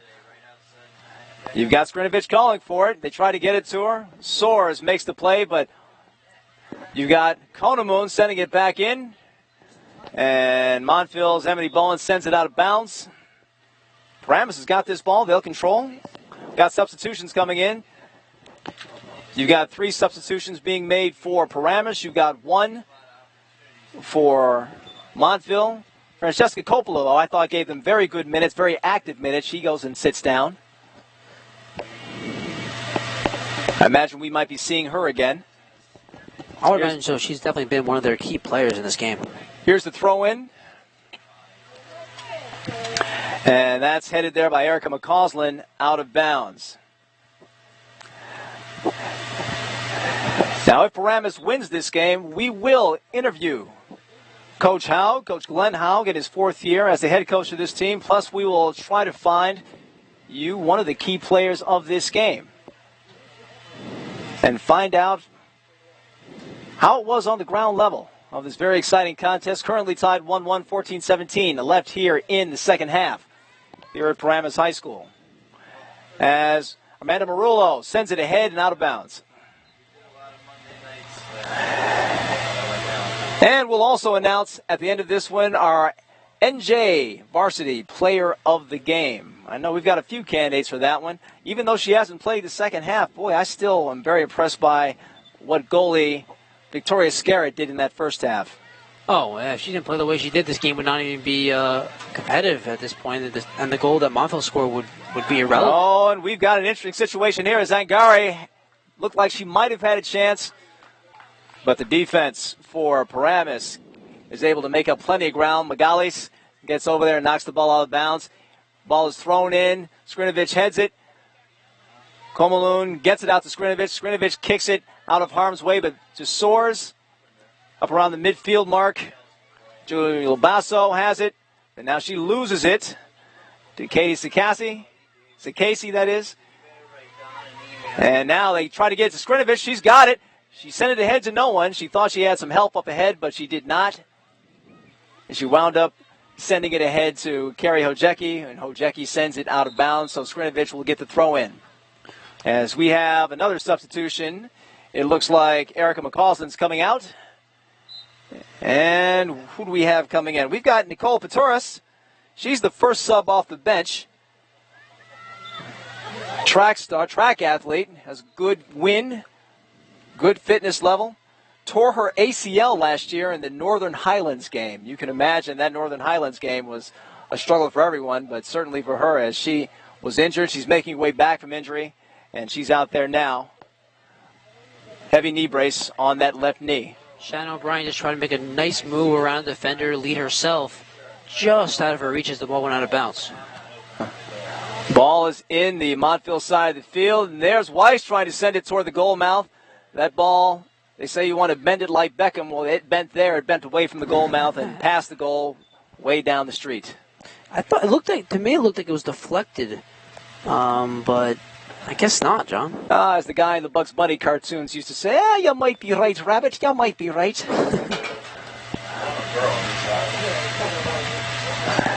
Now, Savannah Potter kicks it away. Low kick, controlled by Paramus. Green sends it back toward Potter. Potter jumps up, catches the ball, no problem. Not a lot of traffic around her. Don't think she got the kick she wanted on that try. She'll try to do better this time. Gets a better kick. And it bounces. Nothing but Paramus Spartans there, except for, I speak too soon. There's Morolo who had it. She sent it back into the Paramus end, but Montville's there now. That's Iliemo trying to send it back toward the goal mouth. But Carrie Ferrara there to see that nothing untoward happens for the Paramus Spartans. That ball goes out of bounds. Very strong defensive stance there from Paramus. Everybody in position, no one getting beat down the field as the whole team gets back on defense. Everybody ganging up on the Paramus side of the field. Di Pasquale down there directing traffic as we have a corner kick coming. Montville player fixes the flag that got knocked down over there and gets set to send this away with her bright red shoes.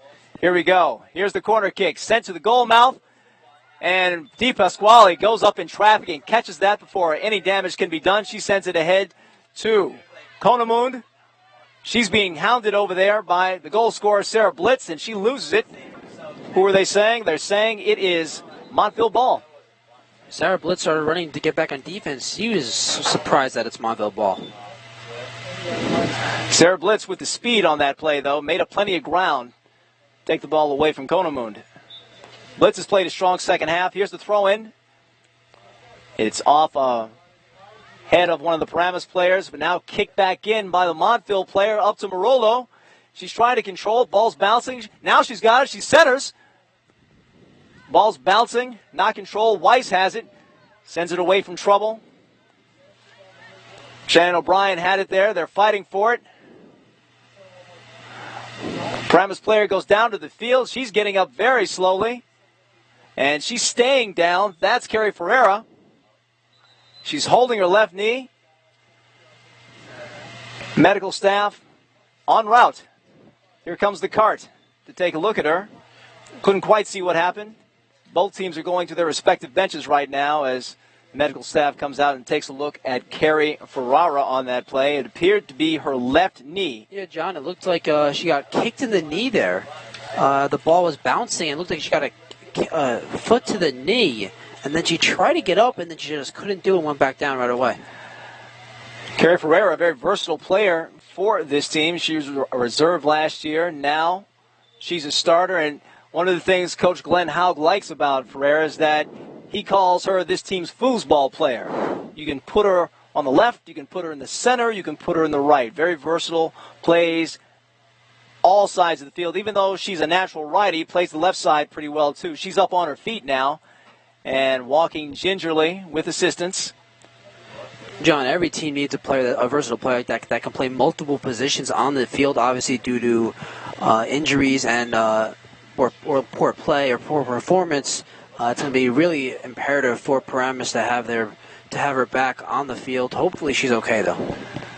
You know, you get kicked in one of those areas without a lot of fat or muscle around it. Certainly that sparks, but a lot of times it's not necessarily an injury per se. Hopefully it's just one of those stings that will go away sooner than later. She's being carted off the field right now, and it looks like she'll be out for at least the next few minutes. Right now we are at the 9-minute mark here in the second half. 1-1 is our score between the Paramus High Spartans in their season opener versus the Montville Mustangs out of Morris County, playing their second game of the season, but looking for their first win.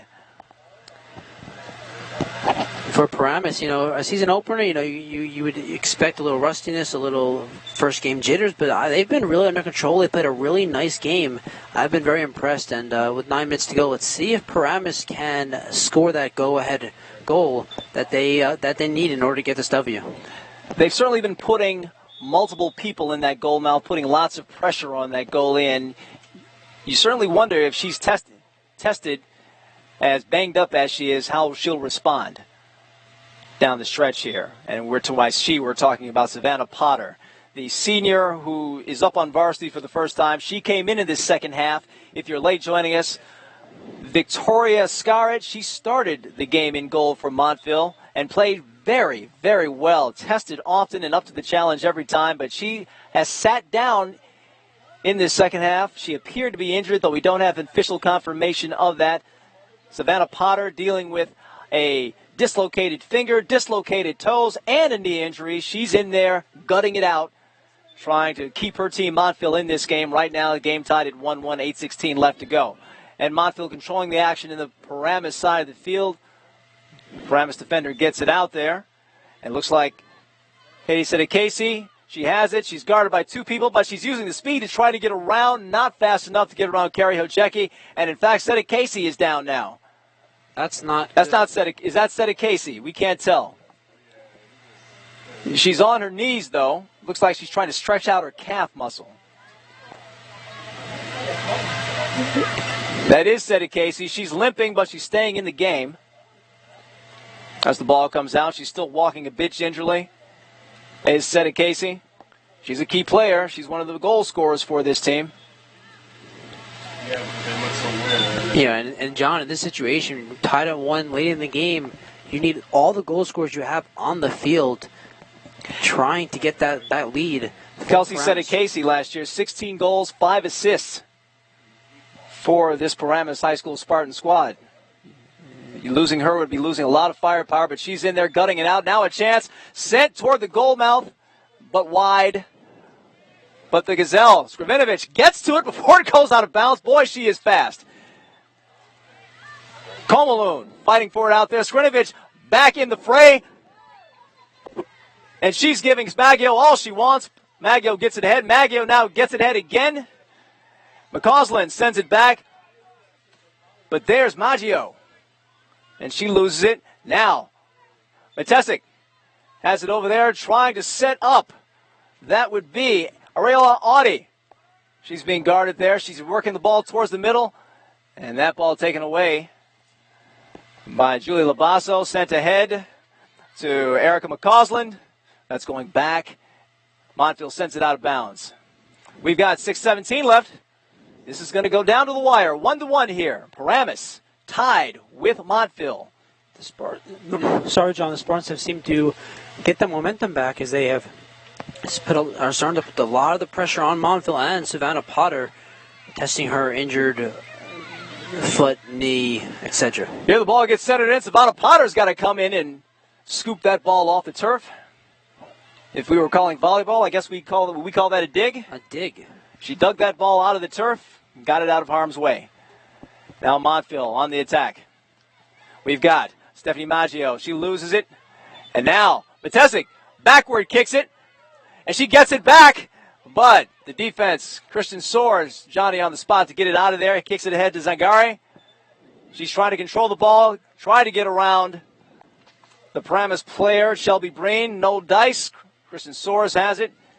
Now it's not Zangari sending it ahead. Lorraine Moffitt has it. Going back the other way. That's Weiss trying to control, sending it back. Now Weiss gets it on the give and go. She's making her way gingerly down there. Now she tries to get it ahead on the wing to Audie. Audie's being guarded over there, but ball is kicked out of bounds by Sarah Blitz. That was some skillful play there. You could tell there was a little set piece action going on there, and excellent ball movement by Paramus in that end, but not excellent enough. Well, it was great touch passes, great give and go, as you said, John, but also an even better defensive play by Sarah Blitz there. Sarah Blitz, we're picking MVP for this half, certainly for Montville. She's got to be in the discussion, scoring the goal and playing stout defense. Right now, Paramus has the ball, looking to go on the attack. It's sent in there, and there's Skrivinovich. She sends it over the goal. But once again, that's one of the few chances she's had this second half to really use her speed to get ahead and get a real chance. Yeah, John, we talked about it earlier in the half that Montville's done a much better job. And Skrvinovich here in the second half, they're one of the few opportunities with space to work with, but she misses the net high. We're just past the 4-minute mark. This game tied at 1. Montville will kick from their own end. There's the ball. Fought for over there. Trying to see who's going to come out with that. Montville trying, but Paramus looks like they're going to get control. Weiss has it. She sends it ahead to Davis. Davis gets it back. Saves it from going out of bounds. Davis falls down. So does Soares. Whistle blows. That ball's going the other way. That's Montville ball. Not sure what they called there, but Montville has control. I believe Davis made contact with the ball from the ground. It looked like she maybe got a hand on it. Steffi Maggio sends a low liner ahead. Gets past and goes out of bounds to the left-hand side. Don't see which way the umpire is waving. But it looks like Magalis is picking up. She's going to send it in. Sends it into Weiss. Weiss kicks it up high. Skrvinovich over there, but Soares controls. But Weiss gets it back, moving toward the center of the field. Now, sending it, trying to make a little centering pass. Soares, one of the good defenders out there for Montville. There again to make the play. You've got Shelby Breen over there. Looking to control it, but Blitz is there to knock the ball away from her. All right, so Breen will have it, throwing it in. Ball's headed there. A couple of girls knockheads, it seems like. Ball goes out of bounds. Crowd has certainly grown for this game. Looks like we've acquired some fans here as this game is worn on. And why wouldn't you? 2 minutes and 20 seconds left. Game tied at 1. Good action here in this opener for Paramus High. Skrvinovich kicks the ball out to Weiss. Skrvinovich has been on the right side. Now she's sort of playing in the center. As Breen has it, ball taken away by Feaster of Montville, but Feaster sends it out of bounds. It's going to be Paramus ball. John, you mentioned how they move Skrvinovich around. I'm wondering if that's something to do with the defense that Montville has played on her, or maybe it's just something that maybe he's trying to have more of an impact, so she's moving around the field more often here. Try to get your good players to where the ball is, I suppose. But we'd have to ask Coach after the game, and something we hope to get a chance to ask him after this game. Ball sent out of bounds by Montville. We are in stoppage time. It is 1-1 with this game tied. Ball is sent to Skrvinovich with a great chance. Best save of the day by Savannah Potter. She's had to come in under difficult circumstances, and she's done the job.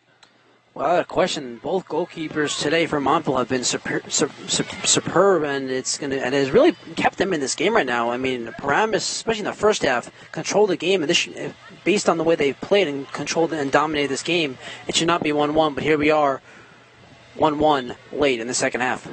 We are in stoppage time with the game 1-1. Skrvinovich chasing, ball kicked out of bounds. By Carrie Hojecki. Yeah, John, there is no overtime, so if this regulation ends in a tie, the game is a tie officially. Paramus trying to get the ball in scoring position, but Kristen Hors, again, what a good game she's had in defense. She's there, and she's using her speed to get around. She's playing a little more offense there. She made her way all the way to the 50-yard line with that dribble volley. It looks like, is that Shelby Breen? Is she hurt or was she just tired? She was hunched over a little bit trying to catch her wind. She looks okay. That's Weiss with the ball now. The ball squarely in the end of Montville. Aaron Davis trying to catch up to that one. Carrie Hojecki knocked it out of bounds. Looks like we're going to have at least a throw-in, maybe a corner kick here for Paramus, with the game coming down to the wire in a 1-1 game here in the final minutes. It'll be Katie Weiss for the corner kick, unless it's a throw-in. It looks like a throw-in, actually. It is a throw-in for Katie Weiss. Two hands over her head, looking to get it in. Gets it to Skrvinovich. Horace there once again. And that's the whistle. And we are done. Regulation. It is a 1-1 game. Now, we're going to have to check the rules on that. Now, I know there's a rule in the NJ.ORG that says they have to go to an overtime period or else both teams forfeit. I looked that up today. We'll have to see what actually happens here, whether or not they have overtime or not. From my understanding, John, talking to our broadcast coordinator, Matt Nelson, on the phone yesterday, it seems like there is no overtime. But fans are leaving. That might be an indication that Matt Nelson deserves a cigar. Yeah, I was talking to him last night, and he believed that there was no overtime. From when I looked it up, I did not find any confirmation, but now you've got, the key are the teams leaving? They're standing on their ends of the field. They're still under their bench. We haven't had the meeting at the center of the field with handshakes and whatnot yet. So let's find out what's going on here. So some confusion on this broadcast as we are unsure. But based on looks like the scoreboard operator who was sitting right next to us a moment ago has made his way to the 50-yard line. He is consulting with the referees from across the field. The referee made a wind-up sign. I'm wondering what that means. So I believe it's a 10-minute. And it does appear that we've got to take that cigar away from Matt Nelson. Sorry, Matt. Remember, cigars are bad for your health. It's really a win at the end of the day. We're doing him a favor. We're doing you a favor, Matt. But at the end of the day, you weren't right on this one because it looks like there is going to be a 10-minute overtime period. The rules, as I understand them, by the NJ.ORG is that you have to play an overtime period if you are tied. And if the two teams do not play an overtime period, then both teams forfeit, which nobody wants to see. So they're going to play an overtime period here. And I think the rule is that you can play no more than 2 10-minute overtime periods. You can play a maximum of 100 minutes in any given game. And if beyond that, hey, these are kids. Can't run the kids into the ground. After that point, tie the game. Everybody goes home, has a juice box. Life is good. Especially on a day like today. It is hot here. It is a very hot day. If I were a TV reporter in market number 259, I'd take an egg and go fry it on the pavement. Well, I have to apologize for misleading all of you. I was incorrect. I believe that there was no overtime, and there clearly is. They're going to play a 10-minute overtime to decide this game. Well, if they can decide the winner of this game. If not, we'll have a tie. And here's the thing with overtime in other sports, like football. They call football sudden death. But they like to keep things positive here in soccer. They call overtime in soccer sudden victory. I like that. Sudden victory. Let's not look death. That's such a harsh word. Sudden victory. Doesn't that sound more cheerful? I mean, John, I actually have to say I like sudden death. Like, I think it sounds like there's more on the line. More anxiety going on. And sudden victory, I don't like it as much. You might not be surprised to learn out there that based on our dissertation on sudden death versus sudden victory that my friend Andrew here is more of a horror film fan, whereas I like movies with a good plot and a little romance. The happy ending with the romantic kiss, John, right? And the ride off into the sunset.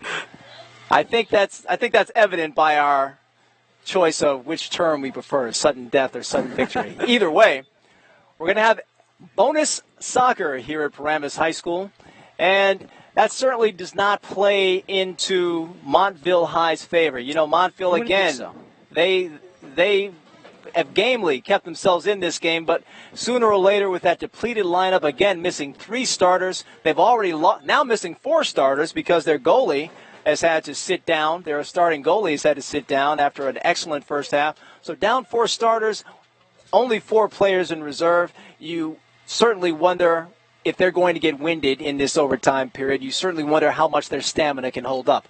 John, you're completely right. It would make sense for this to favor Paramus, but on the other hand, we've been saying that all game. We thought that it would favor Paramus in the second half, and Montville will get tired, but they played better in the second half. It was a much tighter matchup between the two teams. So, and it is early in the season. So, given their shortened bench, you would say, yeah, Montville should be at a disadvantage here, but based on the way they play in the second half and the fact that it's only the second game of the season, I'm not so sure that is the case. Well, the argument on the other side is that, again, Coach Glenn Houck knows We talked about it before this game. What a murderer's row this team has to go through in the next few weeks.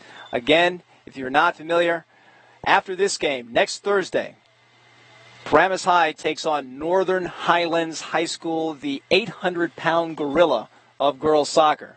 They've won the Group 3 state championship 3 years running. They've got a win streak of 70 games or more. We don't have the exact figure, but they've won a lot of games in a row. This team is a beast, and really Paramus is going to have to get ready for them. Ridgewood High the following Saturday, no pushover. Then they play Hackensack on Monday before taking on a couple of other real powerhouses, Indian Hills on Wednesday the 17th, and Ramapo, always a good program, on Sunday the 20th. So certainly there's got to be a sense of urgency on that Paramus sideline to get this one in the win column, because if they don't, boy, they certainly go in at a disadvantage to what is going to be a really, really tough schedule to begin the season. That's a very good point, John. And I think it goes into that whole theory is, win the games that you should win, and then hopefully play 500 against the teams that are, or against the tougher teams and the tougher matchups. And if you do that, you'll have a really good record. And Paramus has played a very nice game here, but they need to score that goal to get the win. And also, John, from Montville's perspective, back to this fatigue, back to this shortened bench, all these injuries that they have. You got to give them credit. I mean, they played some game today. Really impressive, especially in that second half. They were on their heels in that first half, and they came out realizing that they've got to be more aggressive in that second half. And certainly Sarah Blitz, I thought, led the way for them, both defensively and offensively. And that goal was brilliant. Kristen Horace, another one, number 5, has been putting in a yeoman effort on defense. The two teams are back out in the field now as we get ready for this 10-minute overtime period. There is provision. They can potentially play a second overtime if they don't decide things here in this first overtime. As we are tied 1-1 going into overtime here at the season opener for the Paramus High School Spartans girls soccer. Fine exhibition being put on here in Paramus, New Jersey on a beautiful Saturday afternoon. They said there were going to be thunderstorms. Turned out to be a beautiful day. Indeed, John, it is a beautiful day, as you said, and these players are not showing much effect from the heat today. Now we're going to have a throw-in. Ball's thrown in. Soares heads it back out of bounds. Paramus will control. What do I know? Montville controls. All right. Montville has it, and there's a pass sent ahead. That looks dangerous. Montville moving it on goal, ball taken away. The defense led by Brooke Magalis takes that ball away. Shelby Breen also there. Look, also the very nice play there, not giving up on the play. It looked like Montville had a 2-on-1 attack going, but a great defensive play.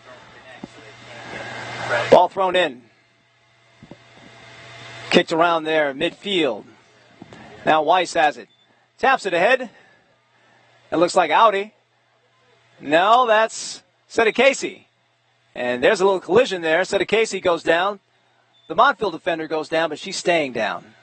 Looks like she's trying to get up slowly. That's Hojeki, Carrie Hojeki, who's had also a marvelous game so far. I mean, if not for the efforts of Hojeki and Kristen Soares, certainly this game could have gotten out of hand for the Montville Mustangs. Don't forget you should follow NJ.ORG Varsity on social media, on our Twitter, Facebook, and YouTube channel. YouTube channel, obviously, is where you can find this broadcast. Here's a centering pass. Srivanovic tried to do something with that. Kristen Soares chasing that ball out of bounds. It'll be Montville ball. 8:03 left in this overtime period. Overtime number 1. And there's going to be a corner kick. I think Weiss is going to do the honors. She approaches the ball. There's the boot. A little short and shallow. Ball headed toward the goal mouth. Knocked away easily by the Montville defense. Ball gotten ahead to Amanda Marolo. And she sends it ahead off the back of the head of Erica McCausland. And Shelby Breen has it now, being guarded there by Sarah Blitz. Now Ferreira Oh, doing a whirling dervish dipsy-do there, trying to get past the defender who's having none of it. Spinning around. Excellent defense there by Nikki Feaster. A whirling dervish dipsy-do. I like it, John. I'm a remnant of the 1940s. I was born in the wrong decade. Here's a centering pass controlled by Savannah Potter. And like I said, I'm a fan of old movies. If you don't watch out, I might drop a humdinger on you in a minute. Because that's how I roll. Here on NJ.ORG Varsity. Your home for Paramus High School sports. Oh, bad turn. Now, Amanda Marolo has got a breakaway. She's using her speed to get ahead. She's moving it on goal. Here's the shot, and it's controlled by Nikki DePasquale. Amanda Marolo got past two defenders and put one on goal, but she didn't have much goal amount to work with there. It looks like by the time that she got close to the net, she got a little tired as Paramus defenders were able to catch up to her and break that up. Understandably so. Now here's a chance on the wing. Ball is centered weakly, though, and controlled easily by Kristen Soares. Erin Davis had tried to center it. Couldn't quite get enough foot on that one. Now she's going to throw it in. And she gets it in, too. Katie Sidicasey, who tries to center, and it's caught right there by Savannah Potter. Savannah Potter coming in with all those injuries to every extremity, her finger, her knee, and her foot. And she's coming here, and she's played excellent goalie in the second half, and again here in this overtime. Now, Shelby Breen has it, and now let's put it past that. She had it. She has it again, now throwing it in. Throwing it into Skrivanovic, making moves. Stop there. Good play by Julie Labasso. Sarah Blitz has it, sending it ahead to Stephanie Maggio, but Erica McCausland comes in and plays the fly in that ointment. And it looks like, John, Stephanie Maggio is shaken up on that play. She may have gotten kicked in the knee or the shin and limping as she receives the ball now. It seems to be going around here today, doesn't it? Now here's the speed demon, Amanda Marolo. But she's caught up there by Magales, who has it, sends it to Weiss. Magales gets it back, trying to give and go, but broken up there by Maggio. Now here's Konamoon, sends it to Weiss. Weiss sends it ahead, headed by Kristen Soares. I'm tempted to give my MVP vote to her if I had to vote for one of the Montville players. Even though Blitz scored the goal, Soares has just played so well on defense. Here we go. Breen tried to get it in there, knocked away smartly by Hojecki. She was shaken up a minute ago, appears to be over it, up and at him and making plays. Ball's out of bounds. Paramus controls. Ball thrown in. Konemund sends it back. Ball will be thrown in again. Got a stoppage in play here with 4:18 left. Now the ball sent in. That was Audie playing around with it. McCausland heads it ahead. Magales trying to control it. Saves from going out of bounds. Sends it to Konemund. Konemund making her way up. Broken up there. But not broken up well enough. And you've got Matesic. Ball handcuffed her. Here's Kristen Soares to get it out of trouble. Gets it ahead to her own person, Nikki Feaster. But now, Paramus has it. And here's a setup for Carrie Ferrara. She sends it toward the goal, and it's over the head and in! And Paramus High School wins this game. Carrie Ferrara, a looping shot, not very fast, and it seemed to go in slow motion for Savannah Potter. It seemed like it must have held in the air for 10 minutes for her, and she seemed like she had a beat on it all the way until just at the last second. That thing was over her head and in for the winning goal. 2-1, Paramus wins. Oh, yeah, John, from the booth here, it seemed like there was going to be an easy save for Savannah Potter, and the ball kept floating. It ended up being a terrific shot by Carrie Ferrara there as a big win, a season-opening win for Paramus here. You know, John, we talked about the upcoming schedule, the Murderers Row on tap. It is extremely important for Paramus to get this victory today. A great finish. So Paramus wins this one 2-1 in their season opener over the Montville Mustangs. And we're going to endeavor to bring you Coach Glenn Houck after this one to talk about this big opening season win.